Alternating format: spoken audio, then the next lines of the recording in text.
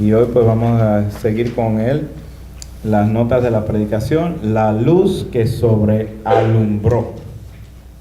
Eso ha sido uno de los temas que más me ha fascinado a mí, es la simplicidad, cómo Dios utiliza algo tan simple como la luz para enseñarnos nuestra condición. Sin luz estamos al oscuro. Sin luz no podemos ver. Sin luz no suceden muchas cosas. Y ese tema de la luz es uno de los temas que consistentemente vemos a través de la Biblia. Nuestro Señor, cuando llega y está aquí, habla acerca de la luz que ha llegado al mundo. Él es la luz, y cuando Él habla de la luz, no está hablando de una luz resplandeciente como nosotros la vemos y la observamos. El sol lo podemos ver y observar, y podemos decir, pues nos permite ver el camino, nos permite ver los árboles, nos permite ver la realidad que hay en este mundo. Sí, y ese es el propósito de esa luz. La luz de Cristo nos permite ver la realidad de Dios, que va sobre todas esas cosas que nosotros llamamos normales o llamamos ordinarias. La realidad de Dios, de ver a su Hijo Jesús crucificado en un madero, colgado en un madero por cada uno de nosotros, por cada uno de nuestros pecados pasados, presentes y futuros. Eso es maravilloso. Entonces, hoy vamos a seguir con el capítulo 17 de Juan. Nuestro estudio, en nuestra enseñanza es expositiva, es lo que llamamos predicación expositiva. Yo estoy supuesto a... Ok. Es una predicación expositiva, y lo que hacemos es estudiamos la palabra de Dios y predicamos sobre la palabra de Dios, texto por texto, pasaje por pasaje. Ya llevamos un tiempo haciéndolo en el libro de Juan y ha sido una bendición. Hoy vamos a estar estudiando el capítulo 17 de Juan, versículo 3, que dice así. No sé si lo tienen ahí, creo que sí. El domingo pasado estuvimos viendo los versículos 1 y 2, y hoy vamos a entrar en el 3 para hacer unas aclaraciones acerca del versículo 3, y ya entonces el próximo domingo continuamos con los demás versículos. Juan capítulo 17 versículo 3 dice así: y esta es la vida eterna, que te conozcan a ti, el único Dios verdadero, y a Jesucristo, a quien has enviado. Esta es la continuación de la oración de oraciones que está haciendo nuestro Señor Jesucristo, la oración sacerdotal. Él está con sus discípulos, la última noche que estuvo con sus discípulos en vida, y Él está arrojando sobre sus discípulos muchas cosas, mucho consuelo, mucha fortaleza, mucho ánimo. Le está diciendo que va a venir otro igual que Él, un paracleto, uno que va a estar al lado de Él y va a estar en ellos. El Espíritu de Dios va a venir a morar en ellos. Le está diciendo que van a venir persecuciones, que algunos quizás lo van a matar, pero que ellos van a estar gozosos de saber y conocer acerca del Señor, que ellos van a ser gozosos de saber la realidad de Dios. Y esto lo está haciendo en los capítulos 13, 14, 15 y 16 del libro de Juan, y es lo que hemos estado estudiando todos estos domingos. En esta oración de oraciones, nuestro Señor se dispone a entrar en el lugar santísimo como sumo sacerdote, y creo que algunos en estos días estuvieron viendo quizás películas de lo que se llama el Passover o la Pascua. La Pascua es acerca de el cordero que tenían que sacrificar los judíos como recordatorio de aquello que sucedió cuando fueron librados de Egipto, como la última plaga que entró en Egipto, que mataría a todos los primogénitos de aquel lugar. Y aquel cordero que era sacrificado tenían que comérselo, y la sangre tenían que ponerla en los postes de su casa. La idea de este símbolo tan maravilloso, tan pequeño comparado con el sacrificio de nuestro Señor Jesucristo, es que el ángel que iba a matar a todos los que habían nacido, los primogénitos, iba a pasar sobre aquel lugar donde estuviera la sangre del cordero. Por eso se llama Passover, y Passover se traduce en latín como Pascua, y nosotros lo traducimos como Pascua. Ese es el significado de la Pascua. No tiene nada que ver con el conejo y las cosas que este mundo se inventa. Alguien preguntó hace poco, ¿por qué se hace este domingo la Pascua? Porque otras veces ha caído en otras fechas. Eso tiene mucho significado, la respuesta de esa pregunta, porque lleva un calendario que se llama el calendario judío. Es el 14 de Nisan que se tiene que hacer esa celebración. Los judíos tienen un calendario, tienen unos meses diferentes a los de nosotros. Ellos probablemente no lo siguen como lo seguían hace un par de miles de años atrás, pero ese es el calendario que va ajustando todas las cosas que suceden acerca de la Pascua. Muy bien, entonces nuestro Señor, como el sacerdote que presenta ese sacrificio, en aquel tiempo los sacerdotes presentaban ese sacrificio, y había un sacerdote que era sobre todos los sacerdotes, era el principal sacerdote, y ese sacerdote una vez al año presentaba sacrificio por todo el pueblo. Se tenía que purificar, tenía que estar en constante purificación, tanto física como mental, como tenía que buscar las formas de quitarse de cualquier pecado que pudiera estar haciendo, aunque nunca podía estar libre de pecado, pero hacía lo mejor posible para poder entrar a un lugar que se llama el lugar santísimo, dentro del tabernáculo, dentro del templo de Dios, y estar delante de el arca, un cofre que Dios había designado para estar la presencia de Dios en ese lugar. Este varón tenía que ser descendiente de Aarón, hermano de Moisés. Muchos requisitos, muchas cosas ahí, hermano, muchos detalles que podríamos estar hablando horas y horas acerca de esto. Lo principal de esto es que ese sacerdote tenía esa responsabilidad de entrar en ese lugar, de presentarse a sí mismo limpio, para pedir a Dios por los pecados de él mismo y por los pecados de todo el pueblo de Israel. Cuando él lograba hacer esto y podía salir de allí vivo, porque no todos salían vivos, estaban delante de la presencia del Dios Santo, del poderoso, del que no tolera ningún pecado, de que no toleró el pecado de Adán y Eva, por más inocente que nosotros lo queramos ver. Dios es santo, es separado de nosotros, es una clase completamente diferente. Nunca nos la pudiéramos imaginar. Y estar delante de la presencia de ese Dios ponía su propia vida en riesgo.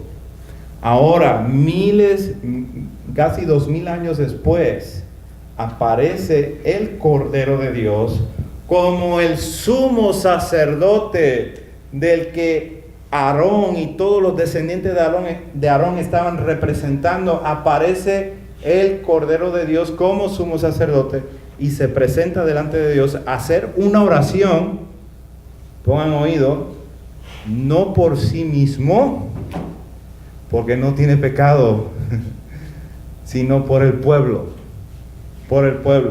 y con una sola ofrenda paga los pecados de todo lo que no pudieron hacer todos los demás sacerdotes, porque le estaban ofreciendo a Dios sacrificios de animales. Y todos esos sacrificios fueron buenos para hacer la paciencia de Dios extender, pero ninguno de ellos quitó el pecado de nadie. Solamente hasta que apareció el Cordero real, hasta que apareció la luz verdadera, entonces vino a quitar todos los pecados de en ese momento en adelante para este lado después de Cristo, como también todos los creyentes en el pasado fueron perdonados en Cristo Jesús. Y en esta oración nuestro Señor se dispone a levantar esta petición diciendo una descripción de la vida eterna, diciendo que te conozcan a ti, el único Dios verdadero, y a Jesucristo, a quien has enviado. Él en esta oración, si ven allá arriba el versículo 1, dice que levantó los ojos del cielo y hace esta oración de oraciones. Aquí tenemos un momento de intimidad del Hijo de Dios con su Padre. Jesús tiene potestad sobre toda carne, y a los que Él recibió del Padre, les da vida eterna.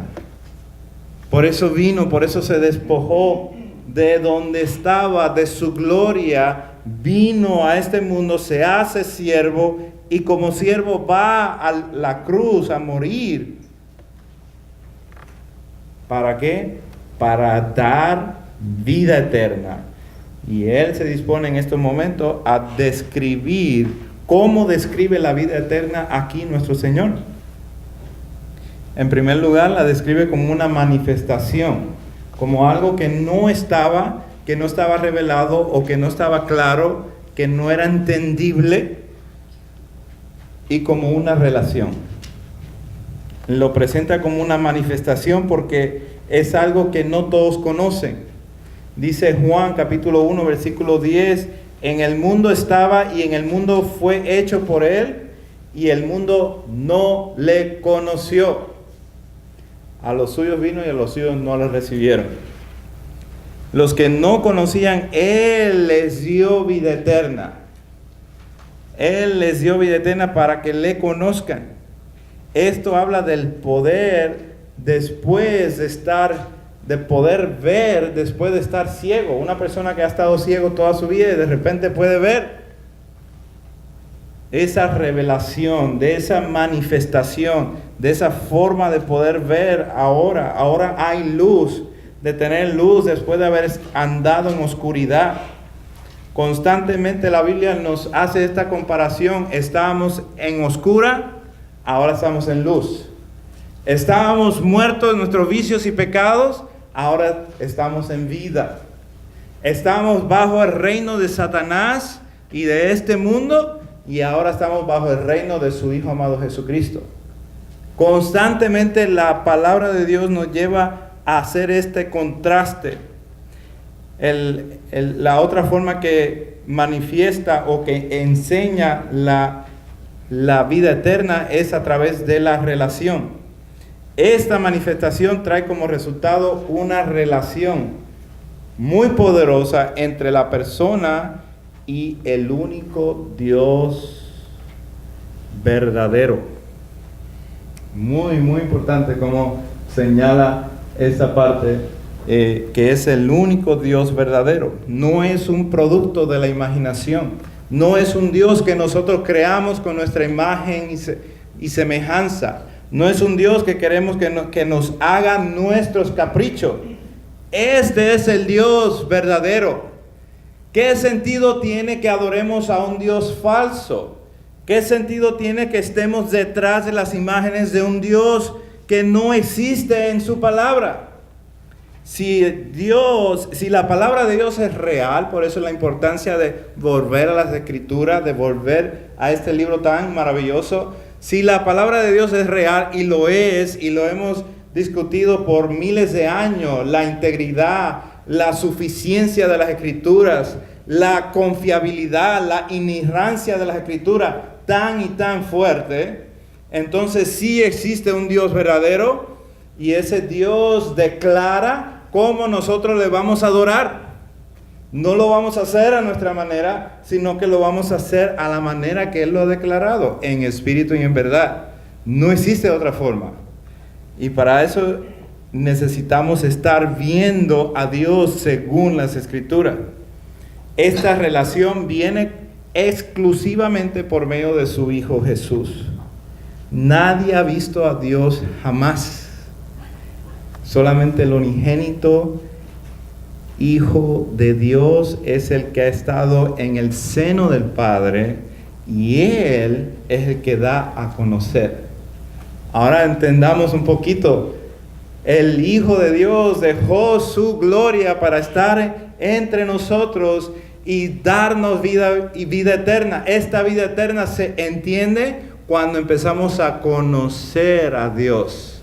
Lo conocemos a Él, entonces estamos siendo copartícipes de esa vida eterna. Estamos representando el resultado de Dios en nuestra vida, de lo que significa la vida eterna. Por esto nadie viene al Padre si no es por medio de Jesucristo solamente.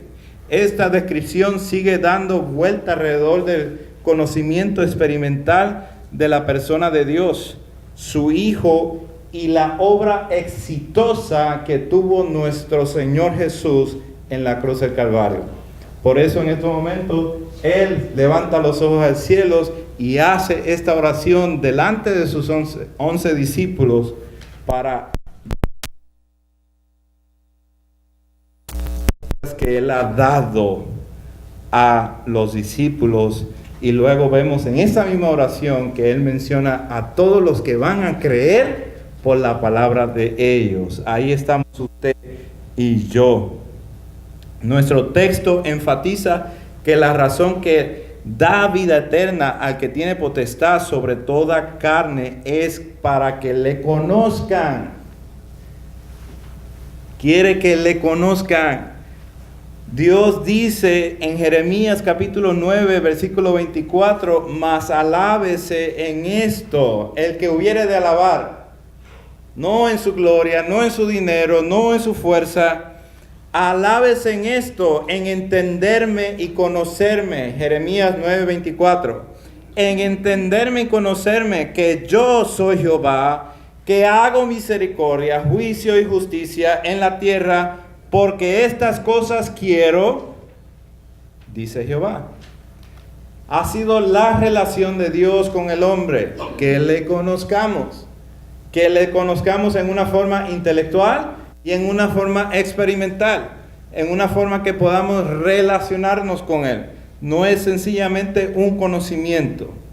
Ahora, la señal más grande y gloriosa de Jesús en vida, vamos a ponerlo en esta forma, el milagro más poderoso que hizo nuestro Señor Jesucristo cuando estuvo vivo en la faz de la tierra, fue haber levantado un muerto de 4 días de muertos. Podemos revisar y mirar todos los milagros que hizo, pero cuando Jesucristo levanta un muerto que hiede, que huele feo, porque llevaba 4 días que ya había muerto, este es el milagro de los milagros. Este alborotó las multitudes que llegaron a celebrar la Pascua. Por eso estamos enfatizando en esto. Una semana antes de nuestro Señor morir en la cruz del Calvario, Él había entrado a la ciudad de Jerusalén y había recibido por muchas gente, grandes multitudes. Justamente unos días antes de esto, nuestro Señor Jesucristo había levantado a Lázaro de entre los muertos. Esto causó que hubiera una gran entrada triunfal, que le dijeran Hosana al Hijo de David, haberlo reconocido como el Rey de los judíos. A este queremos, este es el que nos va a dar todas las cosas que necesitamos. Mas sin embargo, la señal de señales, vamos a decir que aquel fue el milagro de milagros, pero la señal de señales, la señal más grande fue la de nuestro Señor haberse levantado de entre los muertos. Si la señal de Lázaro fue escandalosa, mucho más fue la de nuestro Señor Jesucristo. Si la señal de Lázaro fue algo extraordinario, mucho más poderosa fue la señal de nuestro Señor Jesucristo. Él se levantó de entre los muertos, no solamente en una forma física, sino en una forma completa. Su cuerpo fue transformado completamente.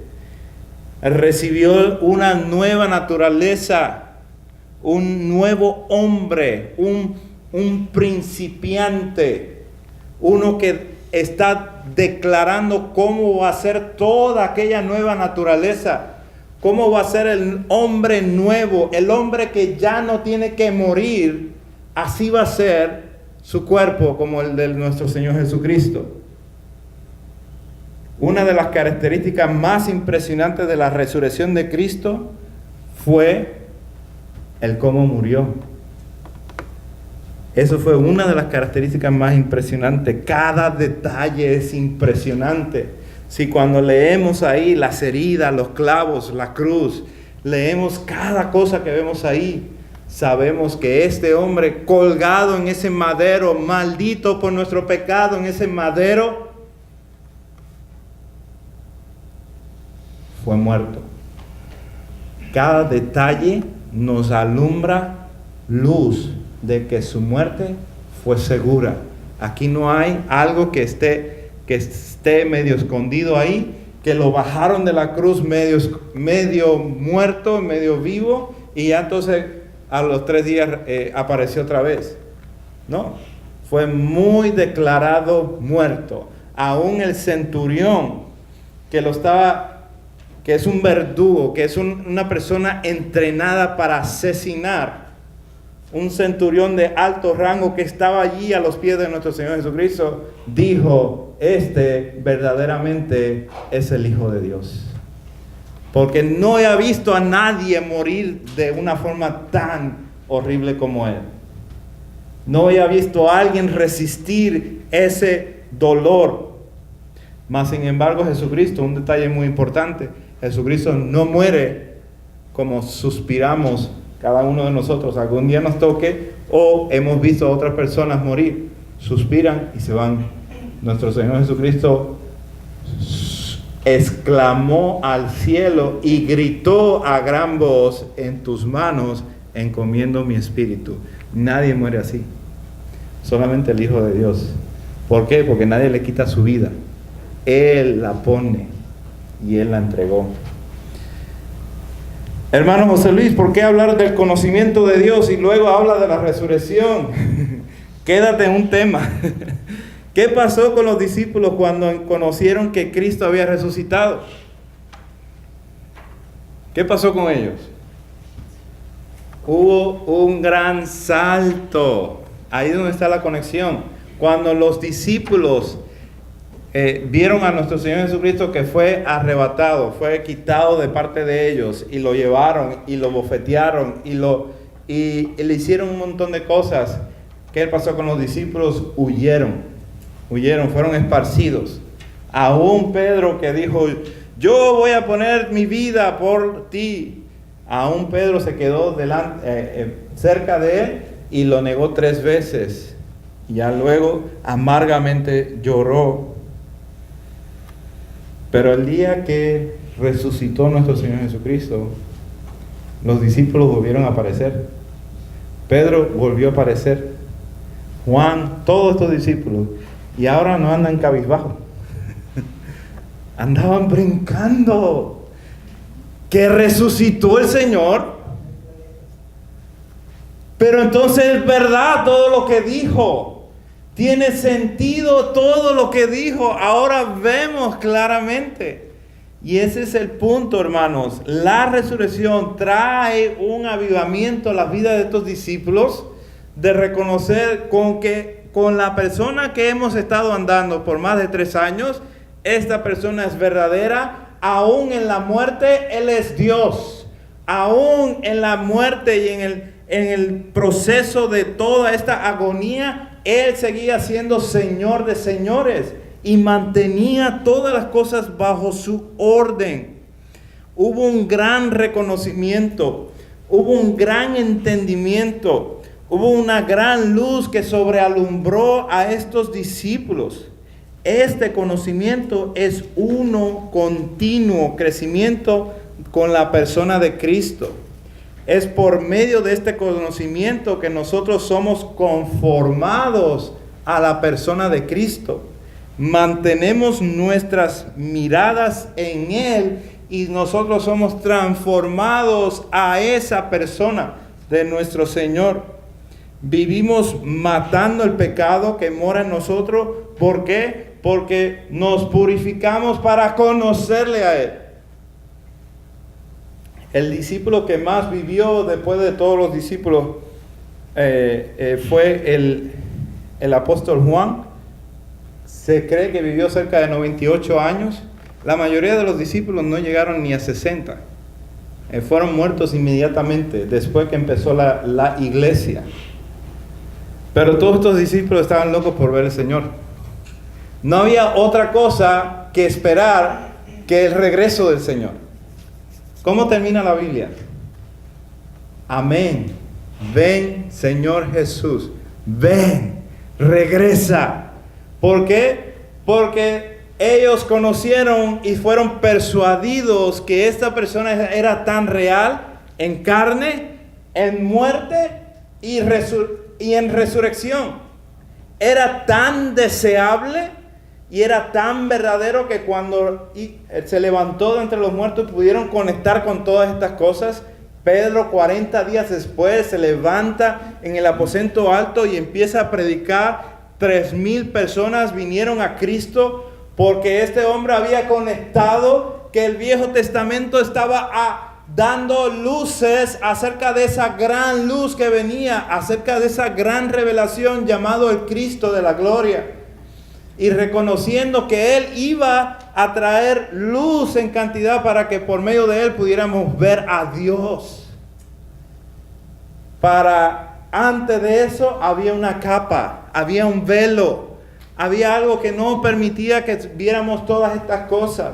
Después de la cruz, después de esa resurrección, ese velo fue quitado. Todas esas cosas fueron quitadas. Y para usted y para nosotros, cada uno que hemos confesado que Jesucristo es el Señor y hemos creído que Dios le levantó de entre los muertos, ese velo ha sido quitado y podemos ver claro, podemos ver cara a cara al Rey de Reyes y Señor de Señores, que se ha levantado con poder y que ha derramado de su Espíritu en cada persona para que sea conformada, para que sea transformada a esa imagen preciosa de nuestro Señor Jesucristo. ¿Tenemos ansias de conocerle? ¿Tenemos ansias de estar con Él? Y ese es el anhelo que tenían estos discípulos para mostrar este conocimiento y lo que implica. Pablo habla en la carta a Filipenses capítulo 3 y quiero que vayamos allá porque vamos a ver algo glorioso que le sucedió al apóstol Pablo en referencia a este gran conocimiento, a esta gran convicción. El apóstol ansía una continua y creciente provisión del poder que procede del resucitado y exaltado Salvador. En Filipenses capítulo 3, vamos a estar leyendo ahí los versículos del 8 al 11. Y Pablo está hablando de aquel Cristo resucitado. La fuerza de su resurrección asegura que Pablo fue justificado por medio del Espíritu de Dios. Porque cuando el Padre levantó al Hijo, Él probó, ponga mucho oído a esto, Él probó con esto que había sido aceptado el rescate, pagado por Cristo como plena satisfacción por el pecado de Pablo. Hace rato hice una comparación acerca del milagro de Lázaro, levantarse de entre los muertos. Jesús lo llamó y el haber estado vivo hizo la confirmación, la autentificación de que Jesús era quien decía que Él era, que tenía poder sobre la muerte. Cuando Jesucristo fue levantado de entre los muertos, Ya no es Jesucristo demostrando algo, sino es el Padre demostrando que el sacrificio de Jesucristo puesto en la cruz fue recibido. Y es tan y tan poderoso porque si ese sacrificio de Jesucristo es recibido, Dios lo levanta de entre los muertos y lo pone como la evidencia, diciendo: yo lo levanté de ahí porque recibí su sacrificio. Ese sacrificio es permanente y no hay nada ni nadie que lo pueda deshacer. Una vez que lo hizo, permanece para siempre. Y esa es la belleza de la palabra de Dios, cuando entendemos, cuando brilla la luz, el conocimiento de Dios en nuestras mentes, en nuestros corazones, y queremos ser transformados a su imagen. En Filipenses capítulo 3 vamos a leer del versículo 8 hasta el 11. Y ciertamente aún estimo todas las cosas como pérdida por la excelencia del conocimiento de Cristo Jesús, mi Señor, por amor del cual lo he perdido todo y lo tengo por basura para ganar a Cristo y ser hallado en Él, no teniendo mi propia justicia, que es por la ley, sino la que es por la fe de Cristo, la justicia que es de Dios por la fe, a fin de conocerle y el poder de su resurrección y la participación de sus padecimientos, llegando a ser semejantes a Él en su muerte, y si en alguna manera llegase a la resurrección de entre los muertos. Ese pasaje, nuestro hermano y apóstol Pablo lo escribe 30 años después de haber sido encontrado por nuestro Señor Jesucristo en el camino hacia Damasco. 30 años en el ministerio, él está en la cárcel de Roma y él está escribiendo esta carta a los hermanos en Filipo para animarles y darle gran gozo por las cosas que Dios está haciendo en sus vidas. Así que hoy, todo esto ha sido para introducir este tema. Hoy vamos a ver 3 resultados, si pueden seguir las notas que tienen en su boletín. Hoy vamos a ver 3 resultados que vienen por conocer la persona de Cristo para que vivamos apasionados por Él. 3 resultados: el cambio de prioridades, una esperanza bien anclada y una vida santificada.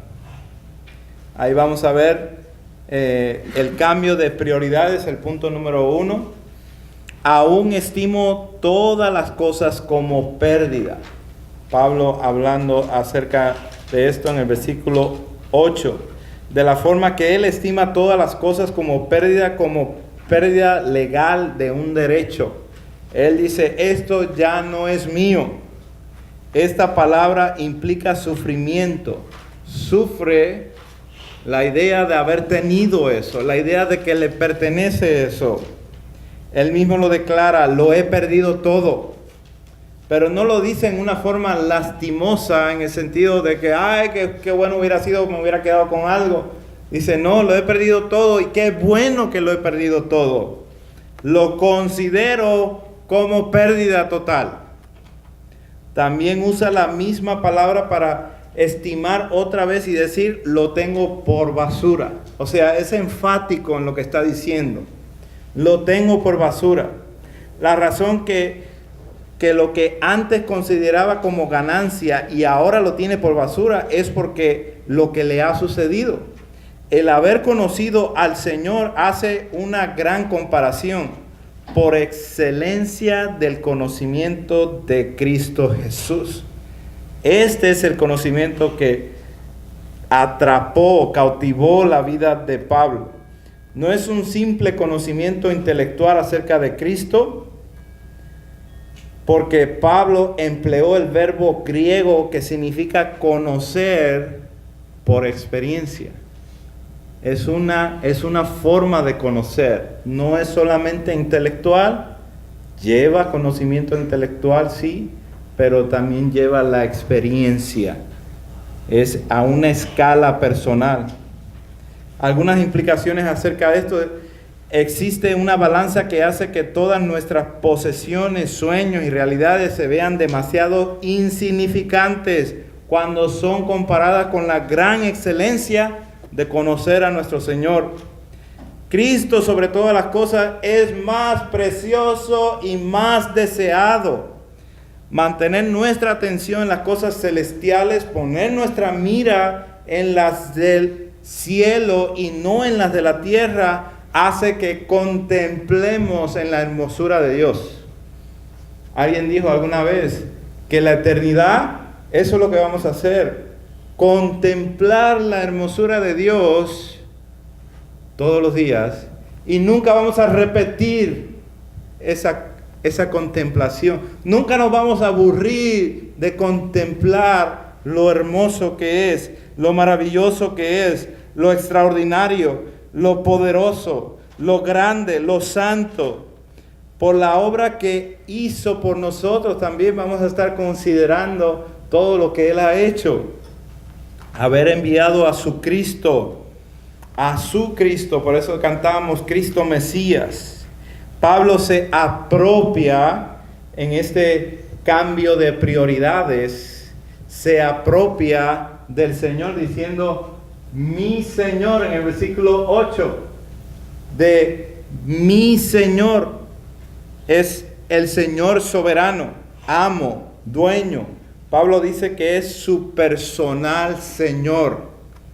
¿Te sientes así con el Señor? ¿Te sientes que es tu Señor? ¿Te sientes celoso de Él? ¿De que Él es para ti? Y Él tiene toda la atención para ti, para que tú crezcas en el conocimiento de Él. La basura se tira y todo lo que considera basura va para afuera. Pero ahora su enfoque es ganar a Cristo. Es estar metido constantemente en este conocimiento y dejar que todas estas cosas que hacen peso en su andar, es como el atleta que corre, se despoja de todas las cosas que puedan hacerle peso y empieza a correr más rápido. Esa es la misma forma que hace el atleta, el creyente que va corriendo, despojándose de todas esas cosas que asedian nuestro cuerpo, que hacen peso en nuestro cuerpo, y se enfocan en la meta, que es Cristo. Cristo es la meta, aunque Cristo ya ha ganado por nosotros. Pero corremos esta carrera porque Él nos ha llamado a correr esta carrera y nos ha hecho más que victoriosos. Nuestro correr debe de ser uno que represente lo que Dios ya ha hecho por nosotros. Nuestro correr, nuestro anhelo para Él debe de ser presentarnos delante de Él como aprobados que ya somos, como aptos que ya somos, como hijos adoptados por Él que ya somos. Pero nos presentamos delante de Él en esa forma. Te conozco, Dios. En esa forma, Padre. Es lo que quería nuestro Señor Jesucristo. A sus discípulos les decía, pídanle al Padre en mi nombre y Él os hará. Él os hará. El segundo punto es la esperanza bien anclada. Note esto. En el segundo punto vemos esta explicación de Pablo cuando dice en el versículo 9, y ser hallado en Él, no teniendo mi propia justicia que es por la ley, sino la que es por la fe en Cristo, de Cristo, la justicia que es de Dios por la fe. Entonces aquí tenemos el segundo punto, una esperanza bien anclada. Esta esperanza está puesta en algo fuera de sí mismo. Pablo tenía una esperanza de llegar a agradar a Dios con las obras que estaba haciendo antes de conocer a Cristo.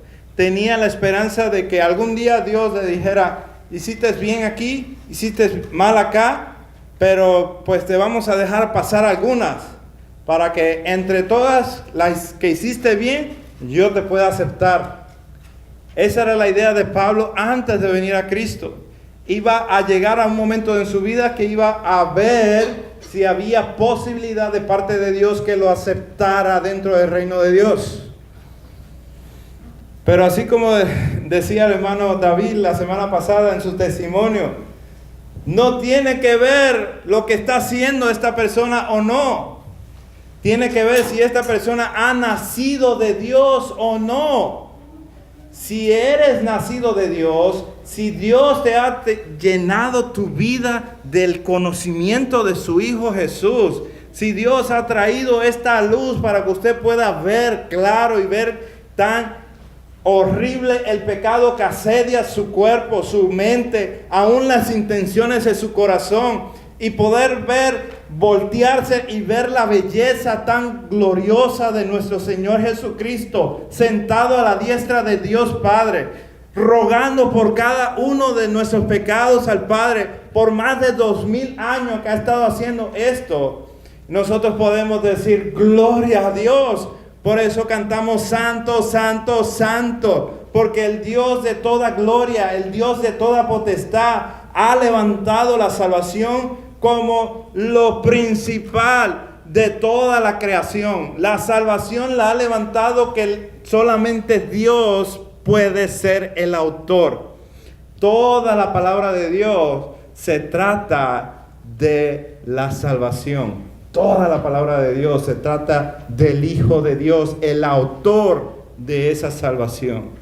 Nosotros tenemos esa esperanza en aquel que ancló la salvación por cada uno de nosotros.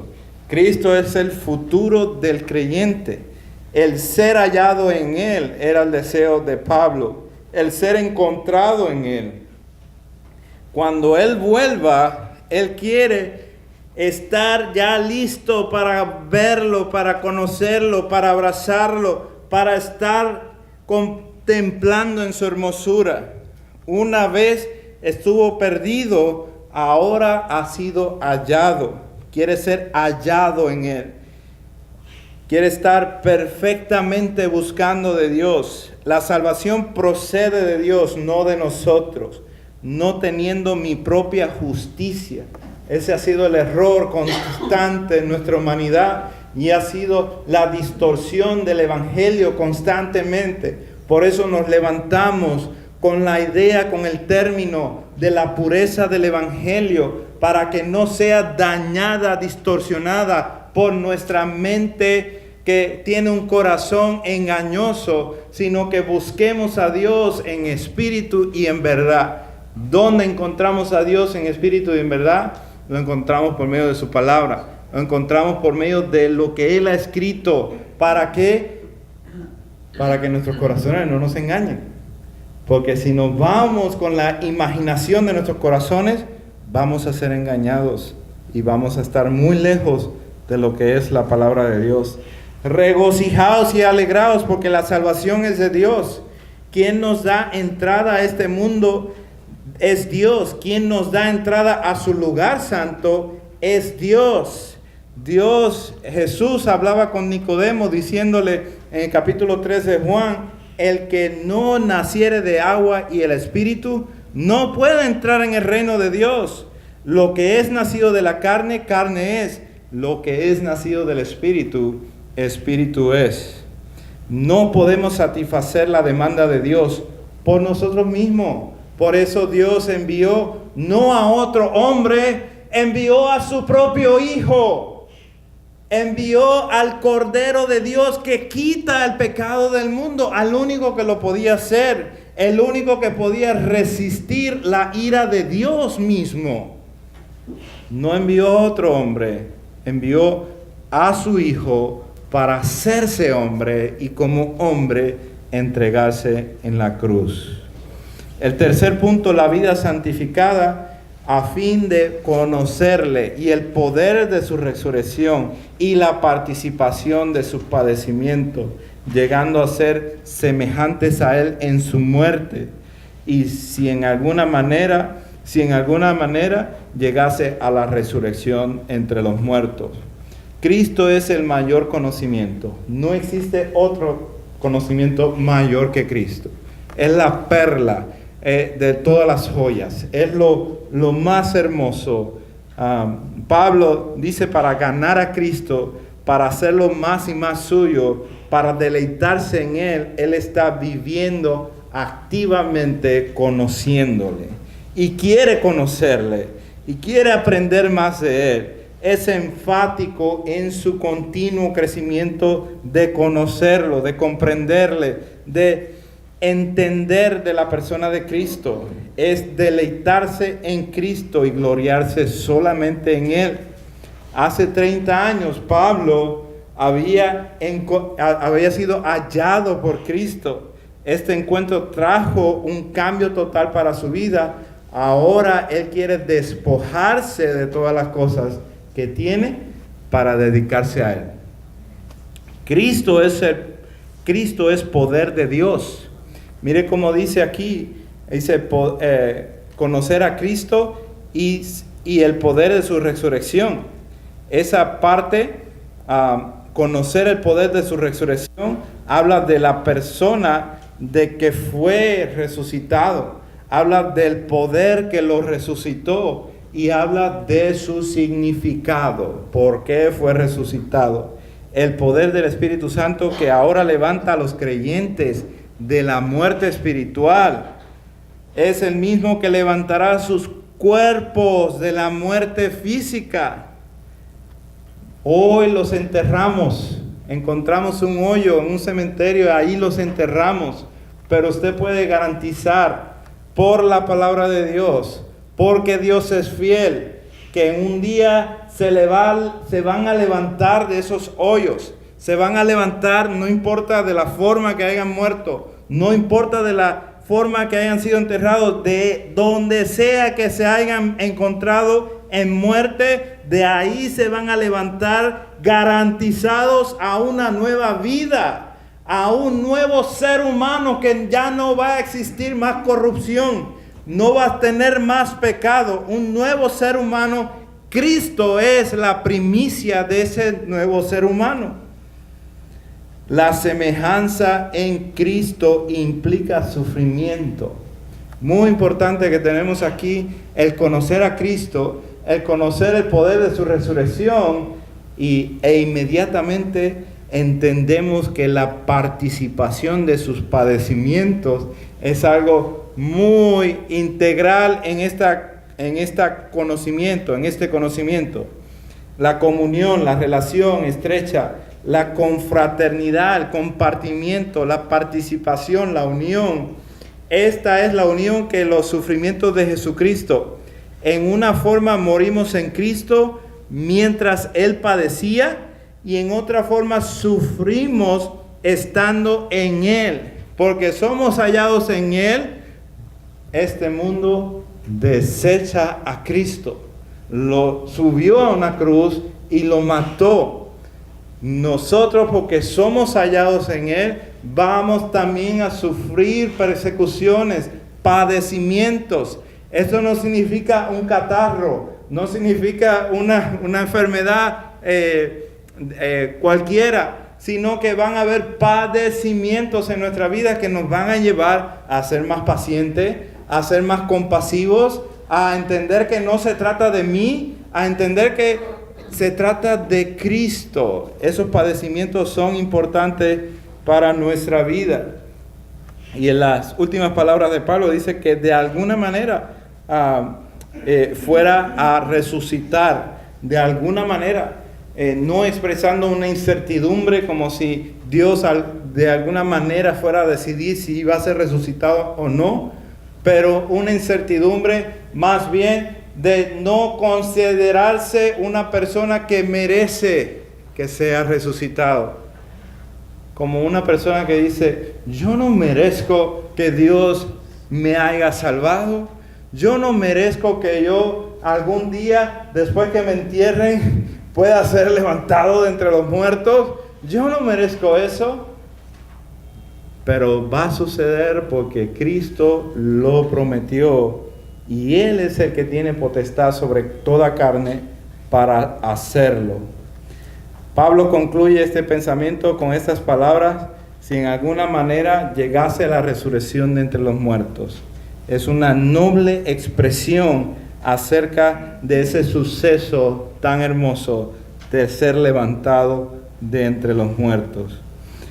Podemos decir nosotros, como aquellos discípulos que iban caminando en la noche, en la tarde del domingo, cuando se levantó Jesucristo de entre los muertos, iban hacia Emaús, y Jesús se apareció a su vida, y Jesús estaba completamente velado. Ellos no podían reconocer a Jesucristo, pero cuando empezaron a hablar y ellos le explicaban: este Cristo que falleció ahora, dicen por ahí que ha resucitado. Y Jesús los llevó por medio de Moisés y los profetas, lo llevó a conocer las Escrituras. No les dijo: yo soy, sino que los llevó a las Escrituras. Miren a Moisés, todo lo que escribió Moisés, Génesis y todos los libros principales del Antiguo Testamento. Vienen los profetas, muchos libros ahí, y vienen todos los en el Antiguo Testamento. Jesús lo llevó allí, a ellos dos. Y dice, uno de ellos decía: ¿no ardía nuestro corazón en nosotros cuando nos hablaba en el camino y cuando nos revelaba, nos manifestaba, nos abría las Escrituras? ¿Acaso no arde nuestro corazón cuando escuchamos acerca de Él? Que todos estos profetas hablaron del Mesías y que Cristo estaba al lado de ellos y ellos no lo podían ver, pero una vez que lo reconocieron, dijeron: wow, cómo ardía nuestro corazón por conocer a ese Cristo. Y ese mismo día ellos se fueron, dejaron Emaús y se fueron, no caminando, se fueron corriendo hacia donde estaban los demás discípulos para ver a nuestro Señor. Para esto resucitó el Señor, para darnos vida y vida en abundancia, vida eterna en el conocimiento del único verdadero Dios y su Cristo. Ese Cristo que Él envió, que es su Hijo, que vino con el propósito de redimir el Cordero que quita el pecado del mundo. La pregunta es: ¿ya lo conoces? ¿Lo has confesado como Señor de tu vida personal? ¿Es precioso para ti o te intimida? ¿Has entendido lo que Él ha hecho por ti? Que si confesares con tu boca que Jesús es el Señor y creyeres en tu corazón que Dios le levantó de los muertos, serás salvo. Esa es la palabra de Dios, hermanos. Vamos a orar y nos disponemos a cantar puestos en pie, por favor. Padre, Señor, en estos momentos te adoramos y te exaltamos. Tú has hecho maravillas encima de maravillas. Y cuando contemplamos en la hermosura de tu Hijo y podemos ver en tu santidad, Dios, y podemos ver en tu trono tus vestidos, Señor, que llenan toda la casa, y podemos ver cuán glorioso eres, Dios, decimos: ¿quiénes somos nosotros para que tengas memoria de cada uno de nosotros? Pero que enviaste a tu Hijo Jesús para que en la cruz tú pudieras remediar aquello que fue distorsionado, aquello que fue lamentable en el Génesis capítulo 3. Gracias, Dios. Gracias que ha venido la luz a este mundo. Tú enviaste la luz a Jesucristo para manifestarnos, para revelarnos nueva vida. En Cristo Jesús te damos la gloria y la honra. Amén, amén, amén. Qué gran precio y amor fui perdonado en la cruz. Oremos. Padre, gracias por este día y gracias por esta bendición. Gracias, Señor. Te ruego, Dios, que si hay alguna persona pensando, meditando acerca de considerarte, Señor, de considerar rendir su vida ante ti, Dios, en estos momentos, Dios, tú captures su corazón, su mente, todo su ser, Señor, y que rinda delante de ti para tu gloria y tu honra, y pueda reconocer tan grande amor y tan grande poder de la cruz, tan grande obra que tú diseñaste desde antes de la fundación del mundo, para que cada uno de nosotros podamos tener vida y vida en abundancia en el conocimiento del único Dios verdadero y de tu Hijo Jesucristo, en quien oramos. Amén. Amén. Dios les bendice, hermano.